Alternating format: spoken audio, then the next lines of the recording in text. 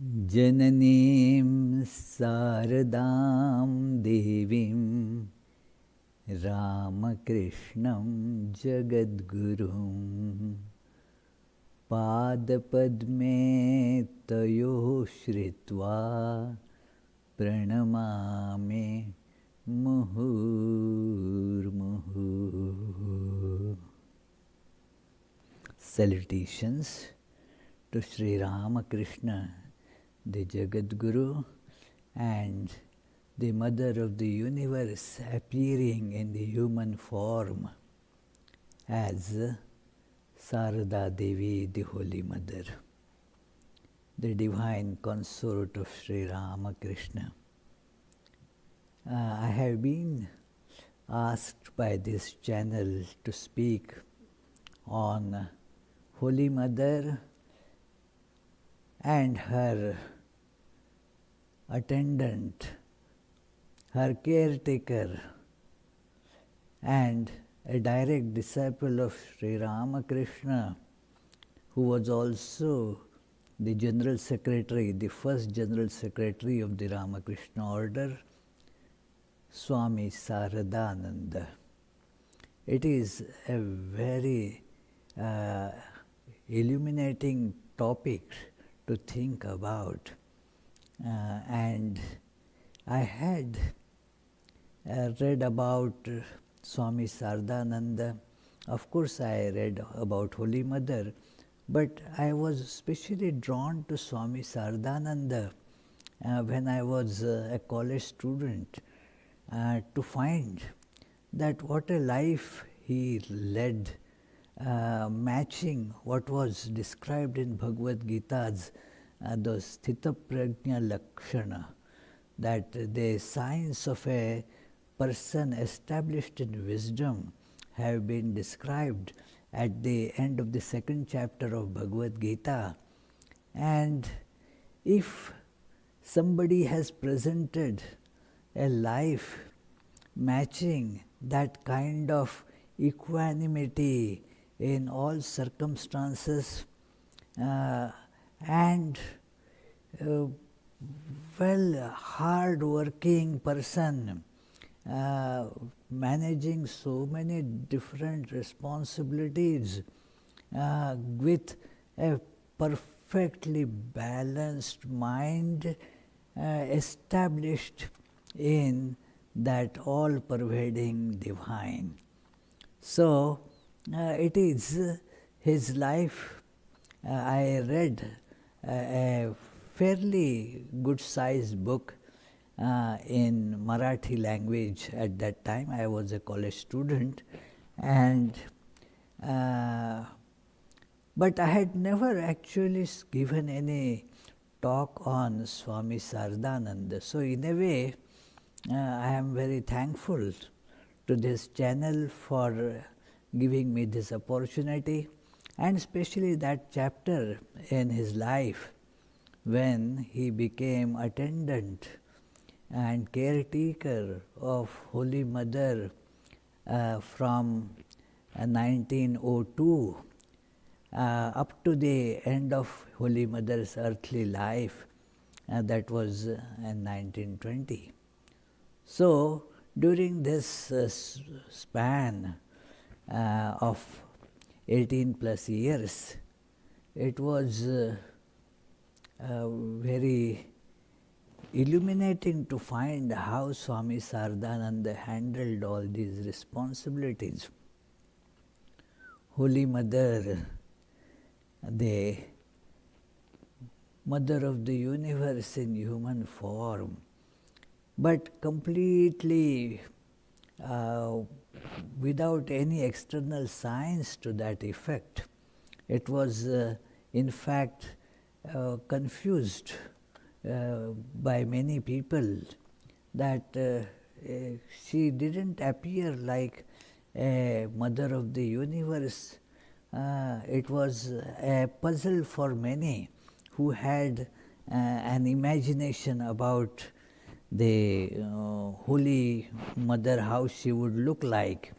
And therefore, when they would see this woman with a kind of rustic appearance, village appearance, and not having much education, and is doing all the chores, daily chores that a woman is accustomed to do, like brooming the courtyard and cooking and cleaning pots and pans, and so many taking care of the little ones. All these things Holy Mother was carrying on, and so many got confused, and it is very correctly said that unless she reveals herself, who has the capacity to know her human form had completely kind of covered that divinity within for those who were not able to see that. And therefore we know that beautiful conversation that took place, that somebody told one of the devotees that, well, seeing Holy Mother busy taking care of her these nieces and getting involved with her brothers and other devotees, busy all the time, remarked that, well, you are like any other woman. And she remarked, okay, find one like me, find another one like me. And yes, there is no other, friends. There is absolutely, it is unthinkable that there could be any other example like Holy Mother, a perfect manifestation of a total purity. It's so pure that even being in the midst of all these so-called worldly things, nothing could ever touch her immense, very powerful inner divinity. That is, and that would manifest every now and then.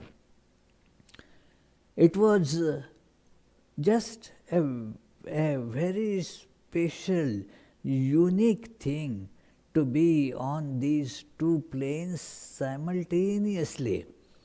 About Holy Mother, many have remarked that, see, she is greater than Sri Ramakrishna in some respects. Even Swami Vivekananda wrote in one of his early letters from the West that, after all, you know, I consider the mother's grace as superior to the father's grace. He said in a kind of tone, Ko Rama, means who is Ram? Sita is everything. To say that Holy Mother's grace is so special.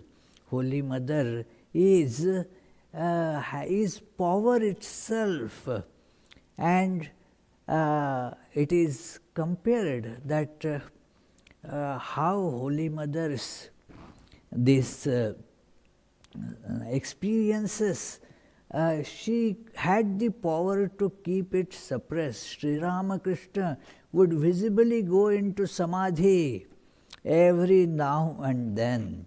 At the slightest excuse, Sri Ramakrishna would go in that deep samadhi, losing consciousness of this external world about his body. Everything will be just merged into that state of divine intoxication. Holy Mother, well, Holy Mother had all this, but had also the power to keep it under lid. Sri Ramakrishna didn't have that or didn't need that, whatever you may say. But you see, Holy Mother had all that knowledge and yet also the power to keep it from outbursting in the form of, say, samadhi every now and then. There was a conversation that Swami Sridharanandaji had told many times about his question about Holy Mother to one of her great disciples, Swami Shantananda.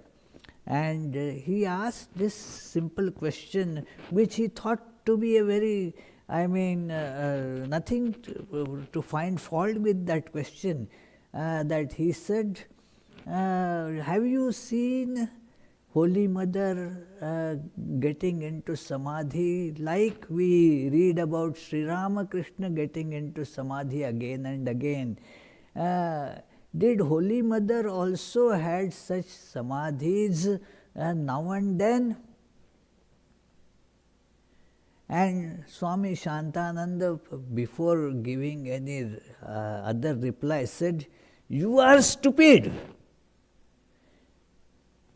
You don't understand anything." And Sridharanandaji thought, well, what is wrong? What wrong did I? This isn't it a natural question, a simple question that he could elucidate and tell that yes or no or whatever. Why asking such a question? He is calling me a stupid. And so, you see, Holy Mother, about Holy Mother, he then said, you know that Holy Mother is the power because of which people get samadhi. One, she is the one who grants samadhi to others. You are asking, that is why you are stupid, asking a question if Holy Mother has got samadhi. Well, and what a beautiful expression it is, that she is the giver of samadhi. And why are you asking if she gets samadhi or not? Yes, indeed, a stupid question. It is like asking about somebody who is giving millions of dollars of donation, that do you have a few pennies? Well, the question sounds like that. That is why it is a stupid question. But see, the power that Holy Mother just manifested through that frame. And she had tremendous trust in Swami Saradananda as her attendant. Swami Saradananda, as Sharat, came to Sri Ramakrishna in 1883, just about a couple of years after Narendranath came. He was younger by almost 3 years to Narendranath, and then Swami Saradananda has written about his first meeting with Narendranath and how Sri Ramakrishna had exalted Narendranath's great character and qualities, and how his first meeting Narendranath did not match all that description that Sri Ramakrishna gave. He had thought of Narendranath in first meeting that he is very egotistic and just is interested in the superficial things, not in God as such. So he was not very much impressed by about the spiritual qualities of this young man, Narendranath. Even when later Sri Ramakrishna, he met Narendranath later in Dakshineshwar, and he was struck with tremendous amazement that is he the same person that Sri Ramakrishna was exalting about. He was saying that he is the great that man, young man, full of spiritual wisdom, and wanted Saradananda to get acquainted with him. So he says, see, the superficial these meetings are not always giving us the best impression. So thus Swami Saradananda, he became actually like all Narendranath became Vivekananda, Saradananda, Sharad became Saradananda. That was in 1887 when they had their formal monastic vows. In company of Sri Ramakrishna, so there were many very illustrative incidents. He saw Sharad and Shashi amongst the companions of Jesus Christ, and made that remark there. Also, one day he sat on the lap of Sharad and then remarked, I was testing how much load he can bear. When one day Sri Ramakrishna was telling about the wisdom of Ganesha, how Ganesha achieved the circumambulation of the whole universe just by circumambulating his mother Parvati, whereas the other son, the younger son Kartikeya, went about at a great speed trying to complete the circumambulation of the whole universe. So, listening to this, Sharad said, oh my Ishta, my chosen ideal, my Ishta Devata is Ganesh, I like Ganesh. Sri Ramakrishna said, no, your Ishta Devata is Shiva. So, Swami Saradananda's life later on, as you know, Swami Vivekananda brought him back from America. In America, he was doing very good work, and in fact, I am speaking here from Vedanta Society of Providence. In a way, the seed of Vedanta was sown by Swami Saradananda in this small town of Providence. Amongst all the direct disciples of Sri Ramakrishna, there is this record of only one of them giving a speech in this city of Providence, and that is Swami Saradananda. He gave a talk in Brown University in early 1896. So, the report of that is published at that time in the that Brown magazine, and it is reprinted in one of our volumes brought out when this building was inaugurated in 2012. So, there we have printed an excerpt from that. So, Swami Saradananda was doing very good work in America, but Vivekananda had something more for him in the mind. This Ramakrishna order was just starting and then needed a lot of expansion.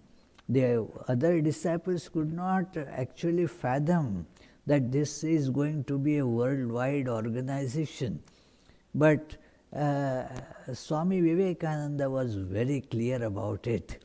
And all these different service activities, various centers giving education to people, founding the dispensaries and hospitals to treat the sick, then doing the relief work in various calamities, and inspiring the youth of this country that he wanted to build an organization and wanted somebody to take up the job of guiding the activities, managing them in a systematic way.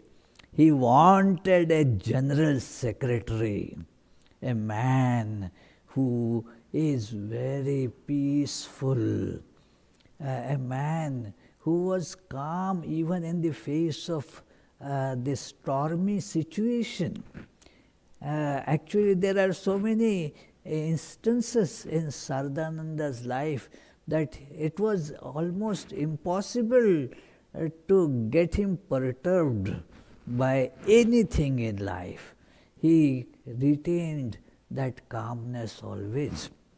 And there is, of course, I don't want to give a very big lecture here, so I am not going into telling the instances of how unperturbed he was, but one or two are very important, and so let me tell. One of them is tremendously illustrative. When he was at that Udbodhan office and was the doorkeeper of Holy Mother. He called himself the doorkeeper Darwan, doorkeeper of Holy Mother. And at that time he was also writing this monumental biography, Sri Ramakrishna Leela Prasang. Was also, of course, the General Secretary of the order and managing various affairs of that what was called Udbodhan office. He was editor of this monthly magazine Udbodhan. Each of these activities actually is more than a full-time job. And this man was doing it all by himself. He was not finding it, whatever work he was able to do, because he was so unperturbed and calm. So one day, as he was doing his work, busy writing and looking after other things, so it so happened that there were so many other young Swamis, Brahmacharis, other devotees, and they were having some humorous discussion, and there was loud laughter and loud talk and loud laughter right where Swami Saradananda was seated. And then Holy Mother's that other attendant, Golap Ma, she started scolding them. Are you not ashamed shouting like this? Look, Sharad is here doing his work. Holy Mother is here upstairs, and you are shouting like this. Saying that, Golap Ma's voice also became a little louder, and Sharad Maharaj,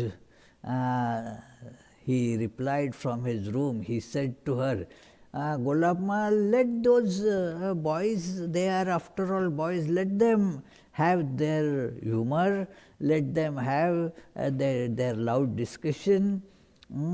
You don't worry about it, you do your work, I am doing my work, I don't pay attention to these things. And he uttered a great phrase that I have personally, I feel I should keep on practicing it. He said, I have told my ears not to hear anything that is not necessary. and the ears obey that. Ears don't hear it. See what a kind of control. And then one is able to believe how a person can undertake so many activities without getting least perturbed, and yet keeping the whole awareness enshrined, as it were, in the divine.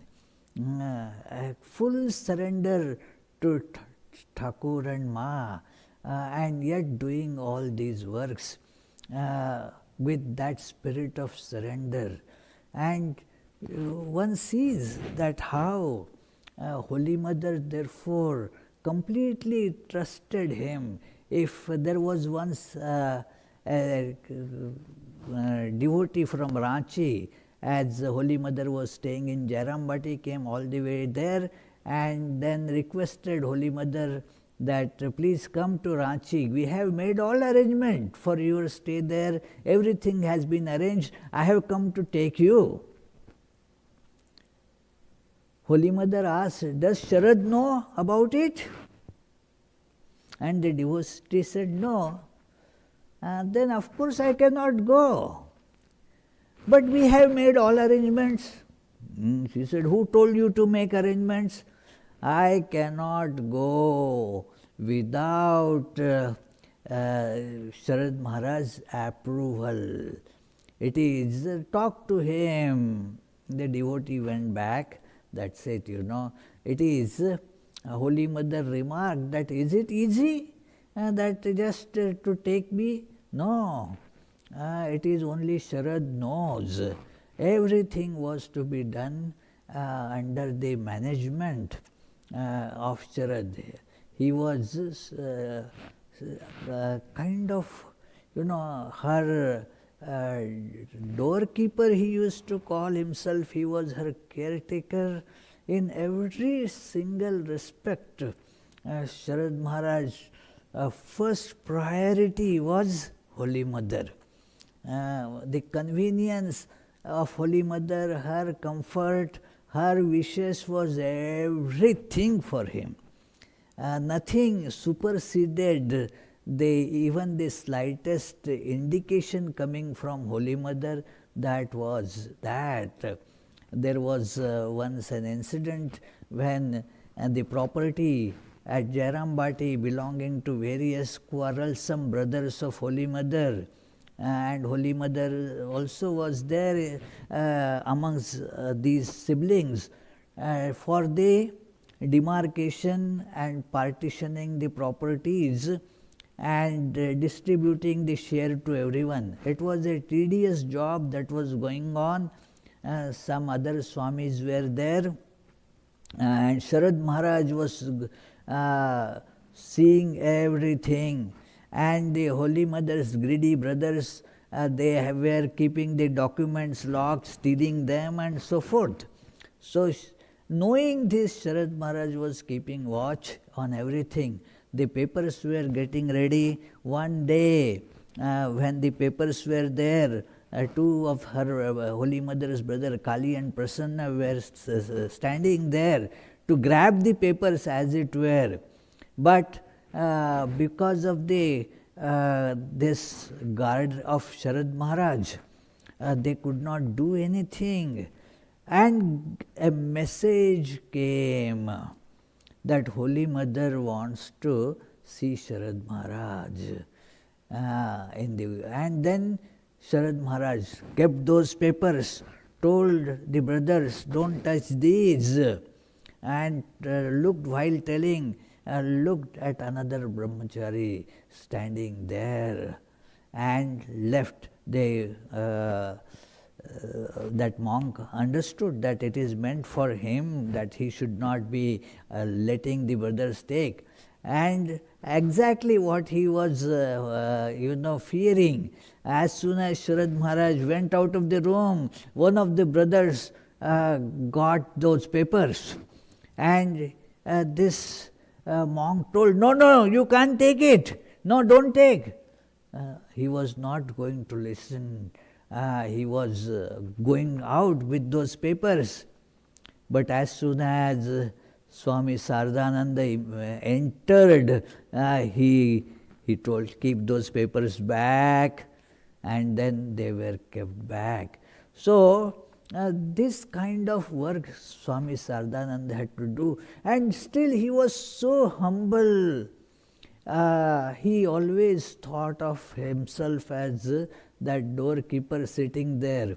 Once Surendranath Roy, a young medical student, he used to come to see Holy Mother, and then one afternoon he came after a long walk, drenched in sweat in that hot weather, and then Sharad Maharaj was probably writing Leela Prasanga or doing some other work, and he started going up to see Holy Mother.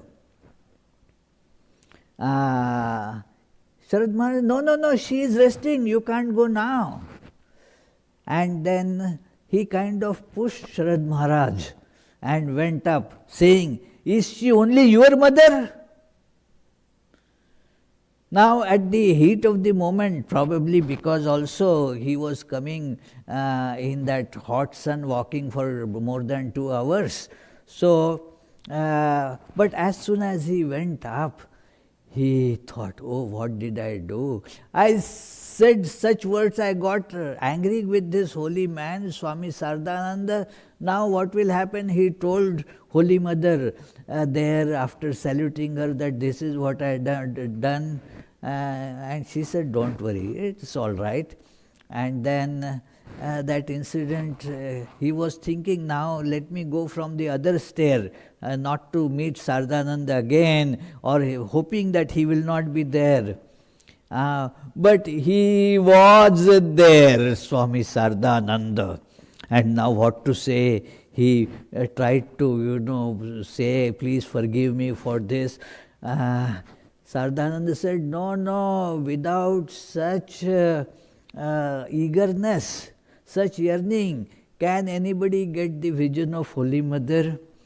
So, this is just to say how humble he was in spite of this position. There are so many things to tell, so many things to ponder about this tremendous connection between these two, Holy Mother and Swami Saradananda.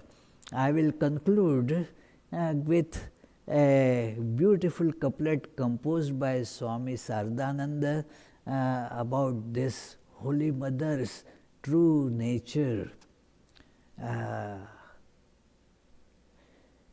Yathagnir-dahika shakti Ramakrishne sthita hiya Sarva vidya swarupam tam Saradam pranamamyaham. Thank you, friends. আমাদের YouTube চ্যানেলটি subscribe করুন আরো videos পেতে।